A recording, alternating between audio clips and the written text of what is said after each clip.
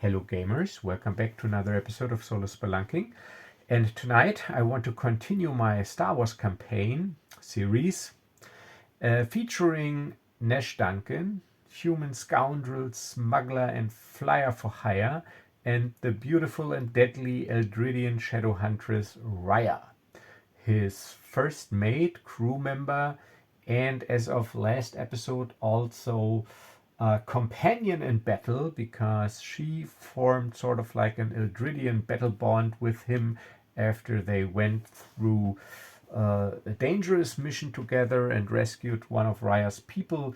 So she now trusts him, or trusts him at least so far as that it was important for her to tell him her true and full name, which is Rhya Cloud Shadow, and also tell him that she's an Eldridian shadow huntress from the planet Eldrid. So these pieces of information she withheld before whenever he asked. So now she sort of opened up to him.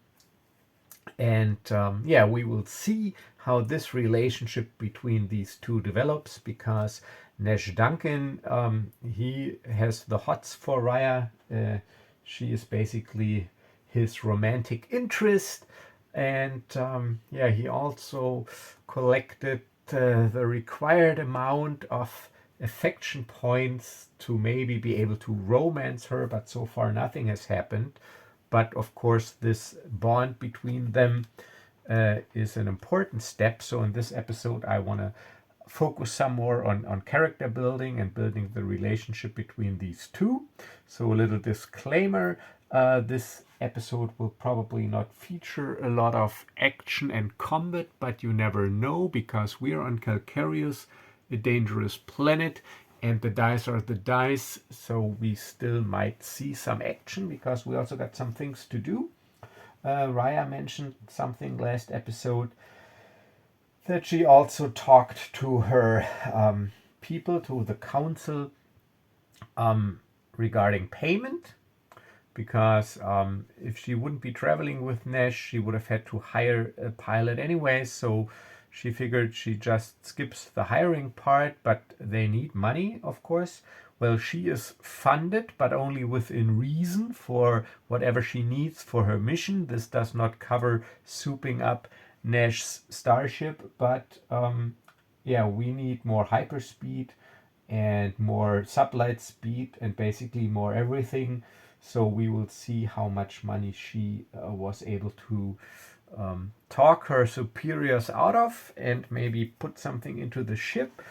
So this is just some things we could do in this episode. But we will continue where we left off. So she just told Nash all these information. So it is still shortly after 6 p.m. on Calcareous on board the ship. Nash is standing in Rhya's cabin. Rhya is standing there looking like this, pretty gorgeous. She was just meditating, and open up to him. And the only thing he could say was dinner, because he was totally overwhelmed. And she goes, well, gladly. I would gladly have dinner with you. Yeah, you know what?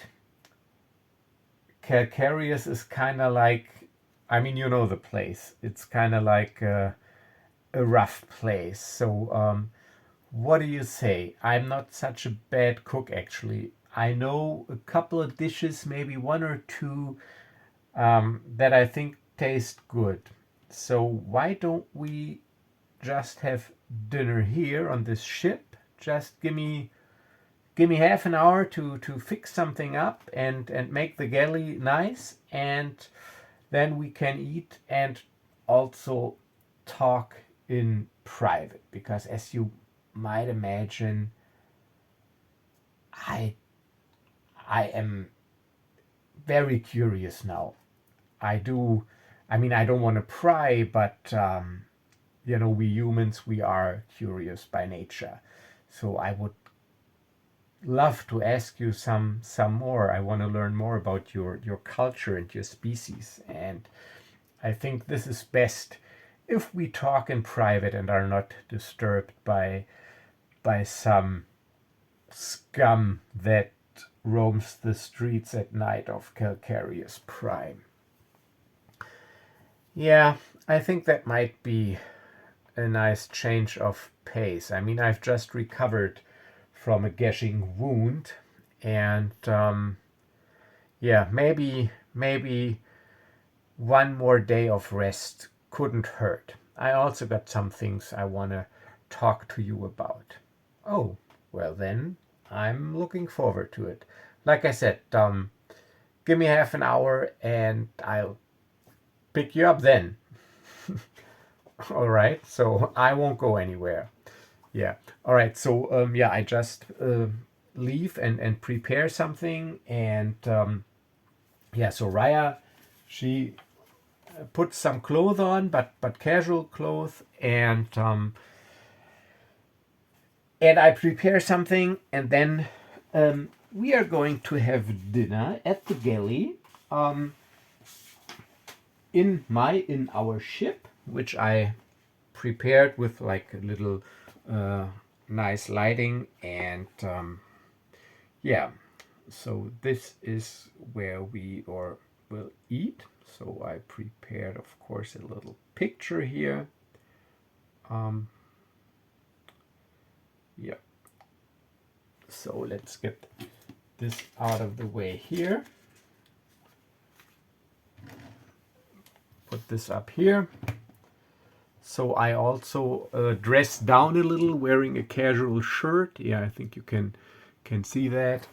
So let me get this up. So I prepared the galley, prepared some food, and yeah, so we are casually dressed and sitting down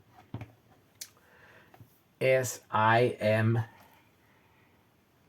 talking to Rhya, and I go, well, so first we eat a little and we drink a little, and then we talk, and I go like, so what you told me, you're an Eldridian, is that correct?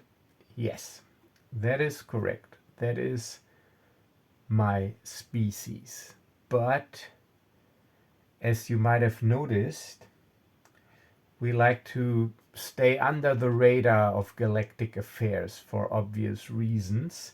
So when I'm traveling and my fake ID, it states that I'm a selfie, that is another human-like species with distinctively shaped ears, just like ours are, but they're part of, or at least more part of the galactic community than we are, and they also don't possess some of the abilities we do. But and there are not a lot of us traveling around. So, as I said, or as you might realize, I would really prefer it if you wouldn't tell anyone. Of course not. I mean, I've already figured that this is sort of like a big deal for you to let me know, and I really appreciate it. So no, you don't have to worry. Your secret is safe with me. An Eldridian. So that is very interesting. And you said you're Eldridian shadow huntress of the Council of Elders, and you mentioned this council before. So this council, is it sort of like your government? Well, I think government would be the closest equivalent you humans could relate to. Yeah, they're more like a government. They're not really a government. They're like the guides and protectors of our culture and the preservers of our secrets, and they're not really elected. Um, The Council of Elders is formed by the oldest and wisest Eldridian women on our planet, and they're only women on the council. And when a council member dies, she's just replaced by then the oldest and wisest woman of our Eldridian society, that then moves on to become a council member.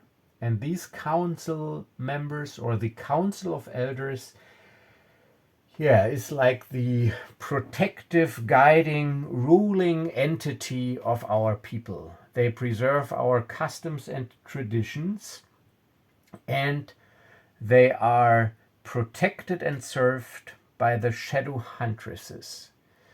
And that is the order I belong to. Okay, so if I'm working with analogies here, you're something like, maybe the closest thing I could think of is like an intelligence agency. Are you're like an intelligence operative? Yeah, I think you could say that in a way. It's a little bit maybe more faceted than this. So our job is to protect the council, but also to protect our people, and to keep danger away from our planet and from our people by whatever means necessary. By, I don't know, by subterfuge, by violence, by cunning. So I think you could say sort of like an intelligence operative. I'm, even though this word has a negative touch to it, but I'm an assassin if I need to be one. I'm a hunter. I'm an infiltrator. I'm a scout. I am whatever the council needs me to be for a specific mission. Well, then you've got to be well trained. I mean, you probably need a big skill set to do all these things. Well, the training to become a shadow huntress is not easy. It is an honor. We are well regarded in our society, but also, I wouldn't say feared, but, well, I can't really explain it. I can't. It's just the way it is. Yeah, I think I sort of get like an idea. But what about, and excuse me that I ask, I don't want to pry, but what about the men on your planet? So far I heard shadow huntresses and the oldest and wisest women are on the council. So what about the men in your society? Do you have men? And she looks at me and tilts her head slightly. Of course we do have men. What do you think where the little Eldridians come from? So our reproductive cycle and our reproductive activities are pretty, I wouldn't say pretty similar, I say they are exactly like human reproductive activities. Maybe with some slight differences regarding growth cycle, but you get the idea. But to answer your question, of course we do have men, and they're also capable. So they're capable hunters, capable warriors, capable engineers, capable craftsmen, capable artists. They're all that, but they will never be on the council, and they will never be shadow huntresses. And that is because of two things. First, they're shorter lived.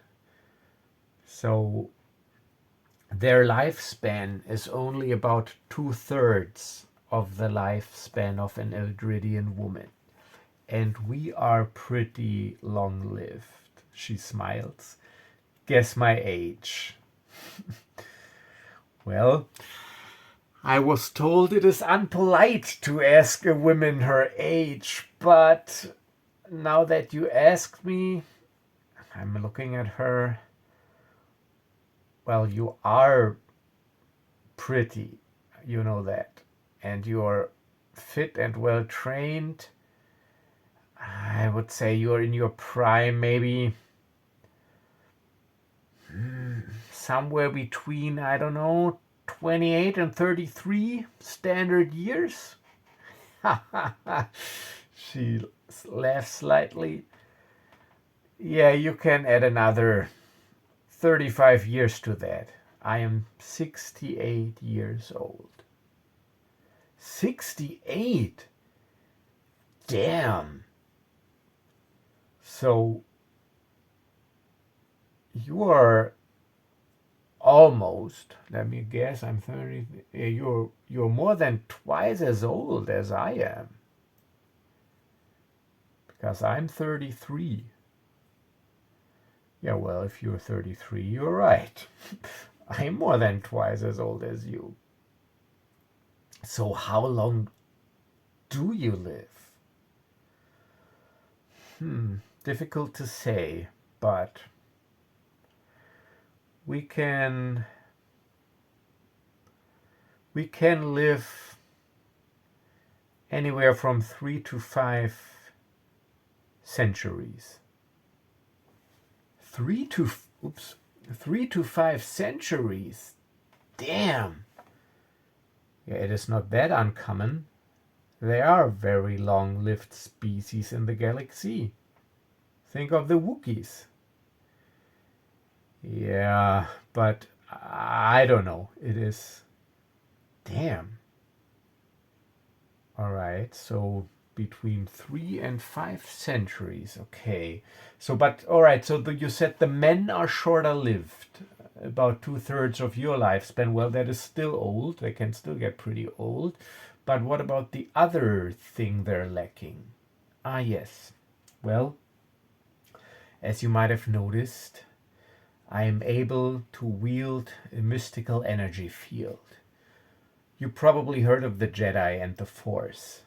Yeah, it's been a while since they played a part in the galaxy. They were purged with the rise of the New Order.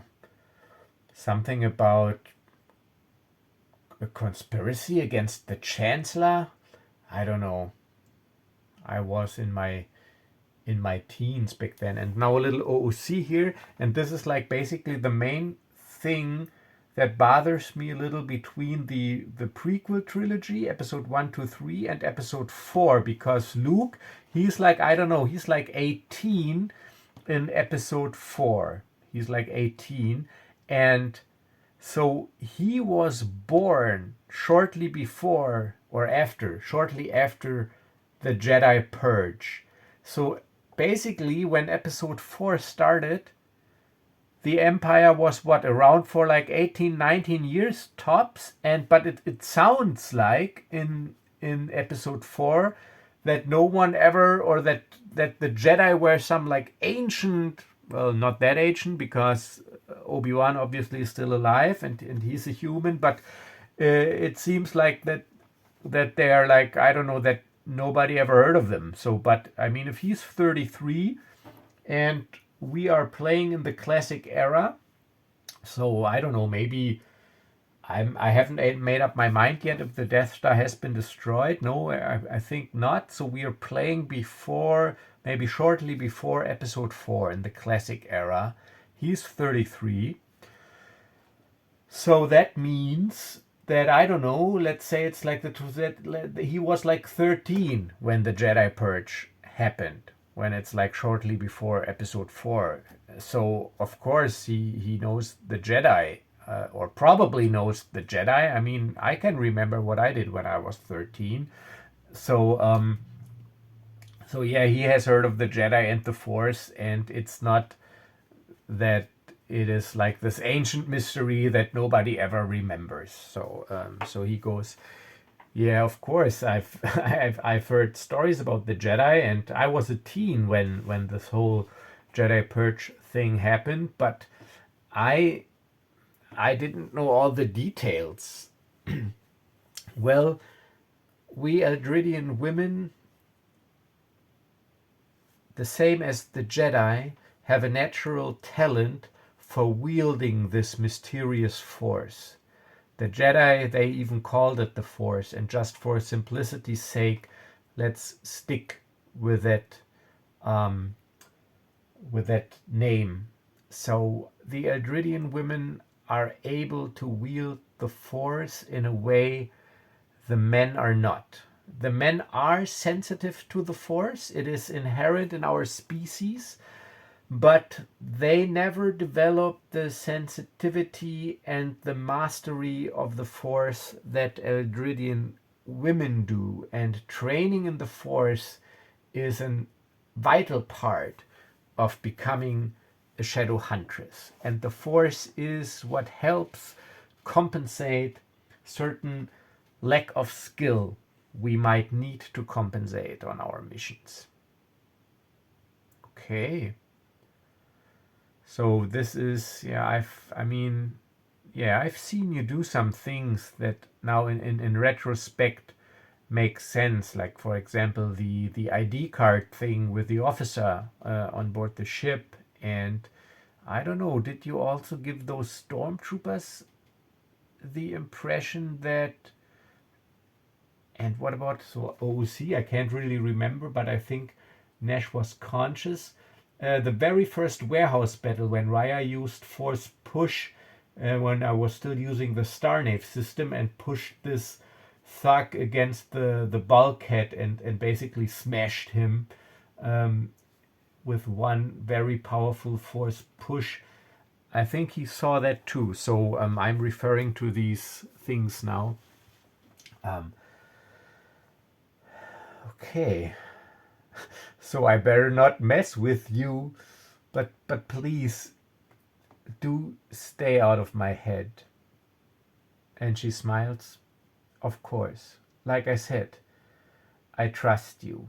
I have no reason to invade your privacy like that. But since we are having this open talk now, I have to admit something. I did probe you once with the Force. Oh, you did? Why? Why did you feel the need to? So I'm looking a little bit disappointed. And she goes, that was before our last mission. It was when you threatened the rebels to expose them to the Empire. And you told me afterwards that you were just bluffing. Well, I needed to be sure. It was important for me to know the truth, because I could have not stayed with you if you weren't honest. And I don't know, I just felt the need to know. So I stretched out with my feelings and sensed your emotions with the Force. But I didn't sense any dishonesty, and everything you told me was true. Otherwise, I wouldn't be still around. Alright, so I'm taking a breath because it sort of is disappointing, but somehow also understandable. So I go, well, now that I know what is at stake for your people with the Empire and everything, and their hunt for the Jedi and the Imperial Inquisitors, because OOC, the Inquisitors are also known to the public. I mean, if you've seen Obi-Wan, the series, Disney Plus, when they came to Tatooine, threatened all the people. So this is, for me, this is sort of common knowledge. So if you travel around a little in this galaxy, you might see and hear things, especially if you are more on the gray side of the law. So I go like, well, looking at her, and I'm raising my glass. You know what, Rhya? Let's toast to no more secrets. I'm glad that you're still around, and I can understand why you did it. But please trust me now when I say I wouldn't lie to you. I'm not saying that I don't lie, because I do lie if the situation requires it. Like I said, bluffing, it's sort of like what I do sometimes, try to talk my way out of things. But let's just make a pact between us, no more secrets. I won't lie to you. You take my word on that? And she goes, I do. No more force probing. And she raises her glass. No more secrets. And then we drink a toast to no more secrets. And then she goes, well, is there anything else you want to know? And I'm like, I'm sorry. I'm pretty nosy, aren't I? Yeah. But I figured that. I mean, this is probably what drives you humans. The need to know and understand everything. This is why you're so widespread in the galaxy. Yeah, you can find the best and the worst of us out there, I think, or I guess. Yeah. So, well, if there's anything else, feel free to ask, but there's something I want to tell you also. Oh, yeah, I'm listening. Yeah, you remember when I told you that before we met in my cabin, I had to handle some Eldridian things with the council and everything? Yeah, so what about it? Do we have a new mission? Please don't tell me we do. No, we don't have a new mission yet, but I was able to get some funds for us, for the ship. Oh, that is indeed good news. So how much funds are we talking? 10,000 credits. 10,000 credits. That's a lot. Yes. And I will give those 10,000 credits to you, but please, with one condition, or under the condition, please do invest these credits into the ship. Do not try to double them in a casino, gambling them away. I mean, you got the contacts to the mechanics, you know the prices. So I can't do much with this money. I need to be around with you a couple weeks, month, whatever longer to get the hang of what to look for when modifying a ship.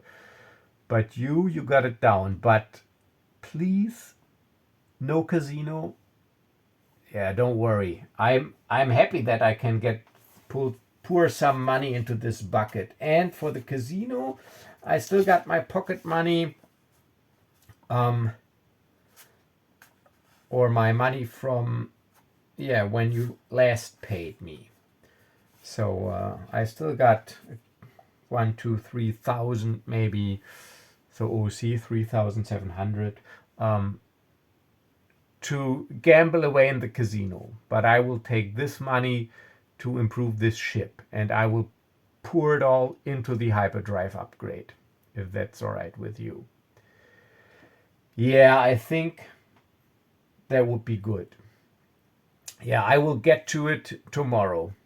I gotta head into town for that, talk to some people, because actually it is not that easy to push a bucket like that below ×2 past light speed. But with the money, I think I might get her to 1.5 past light speed. So see, this is the multiplier. So when the D6 system was around, the Millennium Falcon, the fastest ship in the galaxy, he's got a hyperdrive multiplier of 0.5, so 0.5. So actually he halves all travel times. And remember when Han Solo said she makes 0.5 past light speed. So this is how they basically came up with this multiplier thing, because as we all know, light speed is nothing compared to the distance of space. So they need to accelerate to light speed to make the jump to hyperspace, and then it goes like past light speed. So if I say she makes 1.5 past light speed, that would be like times 1.5 the multiplier. So this is how this came up. As Han Solo said, she makes 0.5 past light speed. Yeah, so yeah, it is not that easy to push a ship like that below 2.0 past light speed, but I think with that amount of money, we could get her down to 1.5. Well, whatever you say. I I can't really say. Yeah. All right. So does that conclude that? Oh yeah, and the Adridians provided me with another ID card. So I do have a new fake ID card identifying me as a selfie. Or selfie, I don't know what these pointed eared species is, how it is pronounced. And hopefully this one is of better quality than the other one. I told the council about the bad experience, and they made some improvements. Well, that's great. All right, and then we talk a little and we do some not so serious, pleasant conversation, and I want to see how basically I managed to not impress her, but if I make any progress in my romancing efforts, let's put it this way, and this is where I will be using my persuasion skill. So this is cunning, 4 dice, and proficiency, persuasion, and the target number will be her cunning. So target number will be 3. You know what? Let's make it... I gotta work for this. Because she's force sensitive and trained, I'll also give her proficiency to her cunning. So the target number is 4. So I need 4 successes to leave a very favorable impression. Let's put it this way. 4 successes. Come on! Oh, actually 1, 2, 3, 4. Because 3 plus is a success. No exploding die, but I do manage 4 successes, which is a difficult task. Yeah, all right. So yeah, we finish our meal and it's tasty, and we have some pleasant conversation. Maybe, I don't know, make a joke or two. She laughs a little. So let's say we have a nice dinner. It is 2100 hours as we are basically done. And yeah, if you want to call it that, escort her back to her cabin. All right. So now there's this awkward moment that all of you who maybe are still in the dating scene, I mean, I'm happily married for 14 years now, but I still remember like the second date with my wife, with my now wife, then girlfriend, when we went out to dinner, and when I was driving her home. So this is like the big moment. Do you make your move or not? And this is basically the situation Nash faces right now, because he's got the impression, yeah, that I mean, I scored my 4 successes, that it was a pleasant evening, and her attitude towards me is very favorable, but also I don't want to ruin it all and make it awkward. Like if I make a move now and she doesn't want to, but and then it's all weird. So yeah, you know what? Roll for it. No, I gotta take the brown die. So 1, 2, 3. I don't do anything. 4, 5, 6. I make a move. Oh, it's destiny. It's a 5. All right. So this is the big moment. So yeah, we are standing there in front of the door and yeah, talking, and then she looks at me and I look at her, and yeah, then we stop talking, and I move a little forward, and this is like in a one of these romantic movies. So I'm leaning a little forward to tell her, "Let me get the door for you," but then, as I'm very close to her, I look at her and she looks at me, and then I just kiss her. And, well, I did roll 4 successes, and actually, she doesn't seem to mind. So, yeah, I kiss her, and then it is as, I don't know, as if all dams break. Then the door opens and she pulls me with her into the cabin. The door closes, and cut. It's the next morning. I come out of her cabin. So obviously I didn't leave the night, and I leave it to your imagination what we did in her cabin this night. But yeah, we probably didn't get much sleep, and maybe she told me a little about her reproductive procedures. All right, so next day, yeah, after a nice breakfast, and yeah, I'm still under the impression of last night, I head out into town. Well, Rhya, after pleasure comes business. Let's get this bucket of bolts tuned up. But I would need the money for that.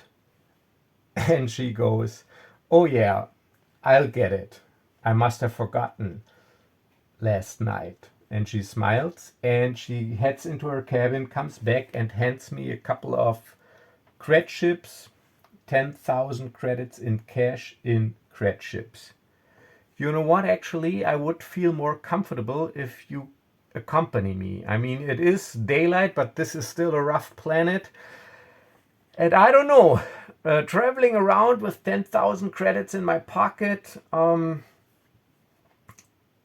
I would feel a lot more at ease. And I can put this away now, dinner is over. I would feel a lot more at ease if you would accompany me. Yeah, probably you are right. And since we don't have a mission yet, let's just head into the city together.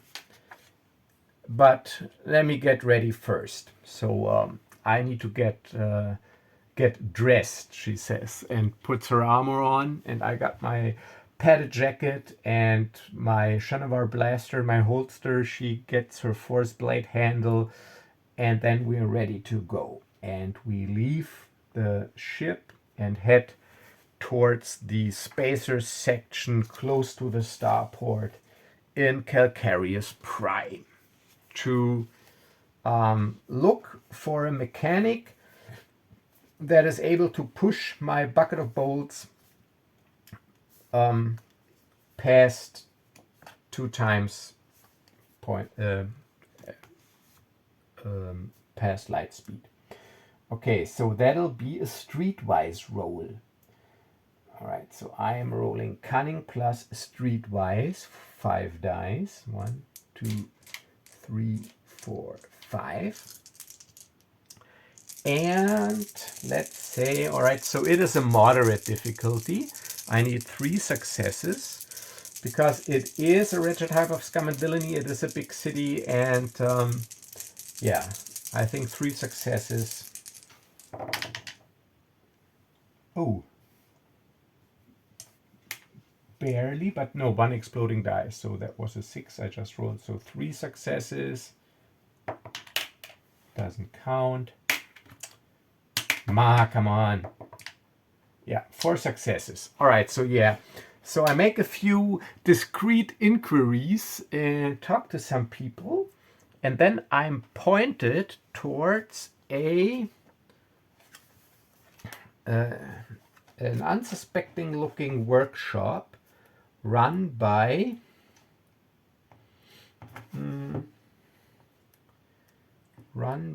a here.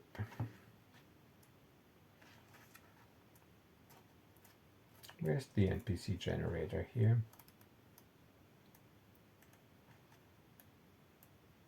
Here. All right, so it's of course a technician, but let's take a look at the species and the personality.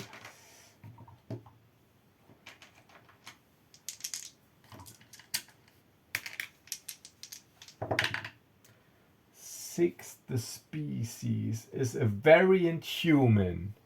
All right, and 18 deceitful. Oh, a deceitful variant human, a deceitful one. So maybe he would probably try to pull something on me here. Maybe buying or yeah, that's interesting. A deceitful variant human. So deceitful. Okay, let's. I gotta make a note. So we are pointed. So next day. All right. So 21 hours dinner.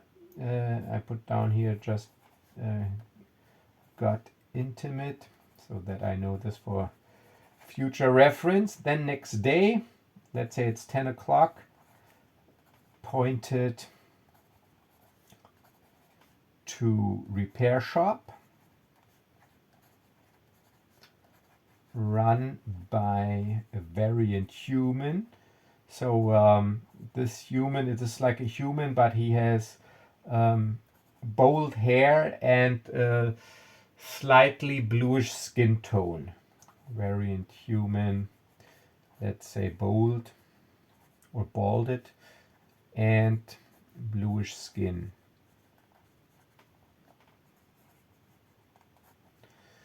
Not as blue as a chiz, but bluish, deceitful.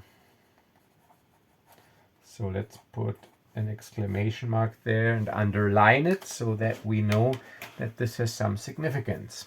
Okay, so I plead my case. You want to improve the hyperdrive.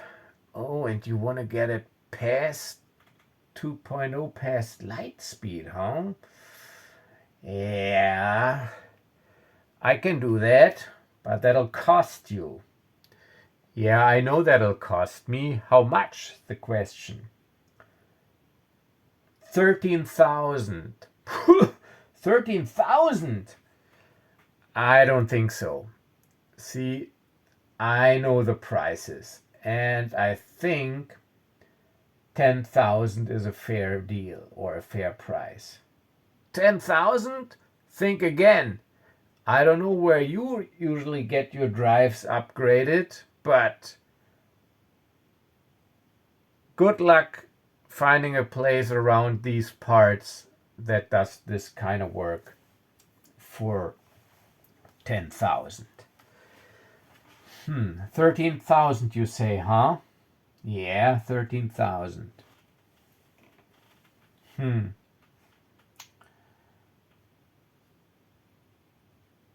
Let me think about it for a minute.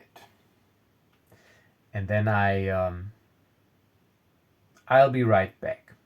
I'll leave shortly with Rhya and I tell her, well, that is way too much. 10,000 is what I figured the standard fee would be. So OOC, I'm going by my modification rules here in the Spaceships of the Galaxy for Stardark, but and there it is 5,000 to improve it by 0.5 up to 1, and then after that it gets really expensive. But of course these are just benchmarks, so it is a little bit over the benchmark. So I go, well, it is more expensive than I thought. I mean, I could cover it with your money and what I still got. And she goes, well, I do have some money left as well in my private account, if you want to call it that. So what do you think? Do we have the option, or how are our chances to find somebody else here that does that? Well, it was not easy to get pointed into this guy's direction, but I don't know. Yeah, I could offer him 10,000 and like a small favor. And she shakes her head. I wouldn't advise that. I don't know, but this guy, I don't have a good feeling about him without having him probed. I know he is, I don't know. Okay, so let's see, maybe he settles for 11,000. Yeah. All right, so long story short, let's make a negotiation skill challenge here now. So now I'm again using cunning and persuasion, but it is a difficult task. So in Starships and Blasters, difficult is 4 and very difficult, but then is 6 successes. So I got a jump in there to have a larger difference between difficult and very difficult. But I will say this is a difficult challenge, so I need 4 successes, and I will make a skill challenge that I need 4 successful tests, my usual procedure, before I got 3 failures. So I want them done for 11,000. So a successful test is one where I get 4 successes and I roll 5 dice. Cunning plus persuasion. All right, so the first one, that is 3 successes, but 3 exploding dice, so it's not over yet. I need 4 successes and I got 3 exploding dice. So yeah, I got 5 successes. So I got the first success down. Next check. 5 dice. 3, 4, 5. All right, that's a failure. That is 4 successes and 1. So second successful. So it's a hard negotiation, and I make some good arguments. Again, 5 dice. This also looks good because 4 successes right there plus an exploding die. So it's looking good. Last check.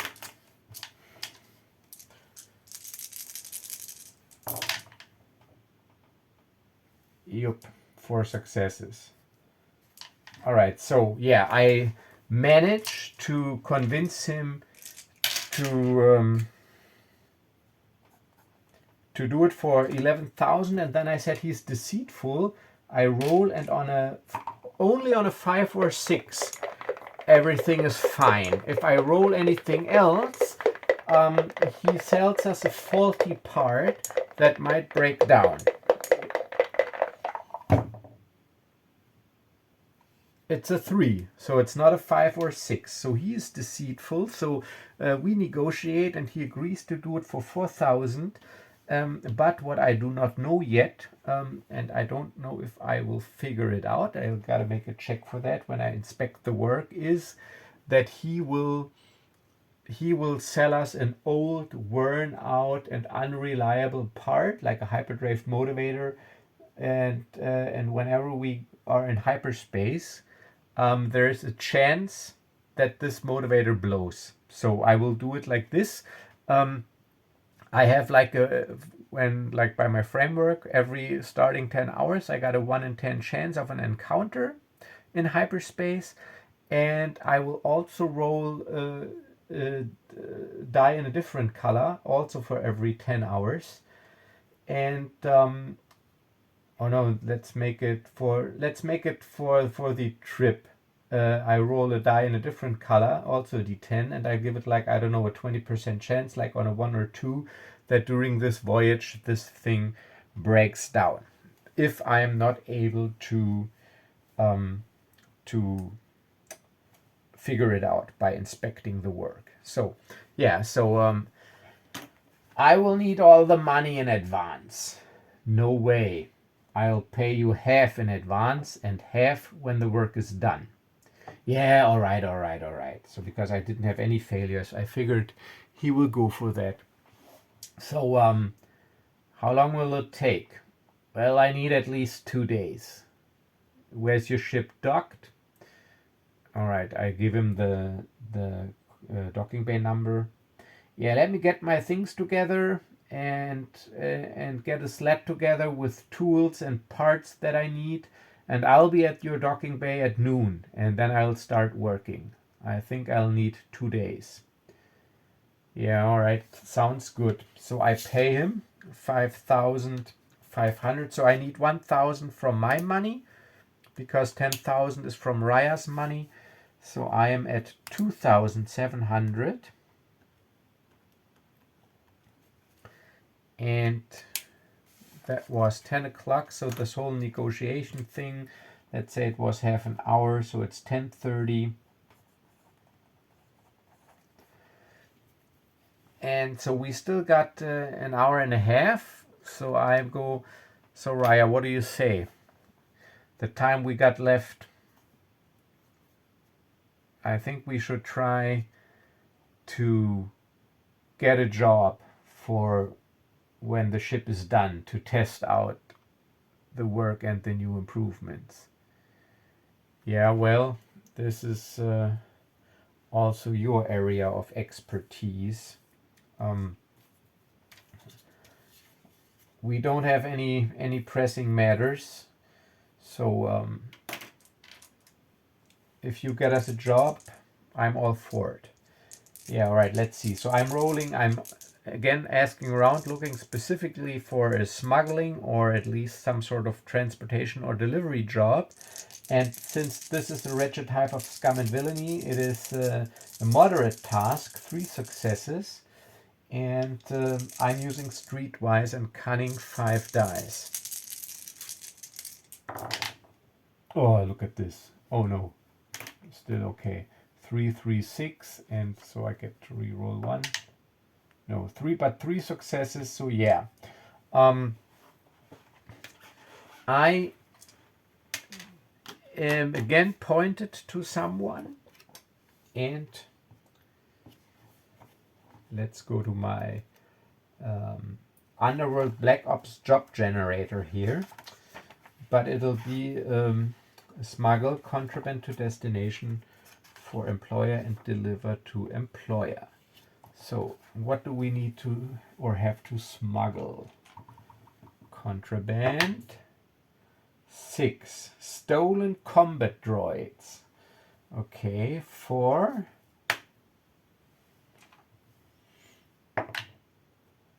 a resistance cell and to deliver. All right, let's turn this around from a smuggling ring to a resistance cell. So again, stolen combat droids. We gotta make a delivery to the rebels. Okay, so yeah, let's put this down. So ask around.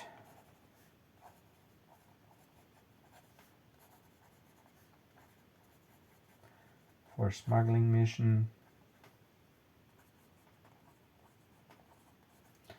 Ask around for smuggling mission. Transport. Stolen combat droids to a rebel cell. So now I gotta check this one botched mission I did. I think I didn't work for the smuggling ring here. I think it was up here. I think either Keldor or Velas. I gotta check this in my log here, but Velas have ship repaired, will take 13 hours. Let's see, smoke, cave drugs, potent, yeah, arrive. Okay, so we had to smuggle this potent, volatile, highly illegal and regulated drug to a rebel alliance military used for, all right, so, and that was from Velas up here. So we are working now for a different smuggling ring based on calcareous, and yeah, and we have to transport it to a rebel cell. So, but looking at the clock, I'm almost at the 1 hour mark. So, like I said, a little slow moving episode, but I wanted to get this little bit of character interaction going here. So, yeah, we will pick up there next time. I will off camera get some ideas about where to smuggle this to, and how this process works, who is giving us the job. But yeah, hired by smuggler ring.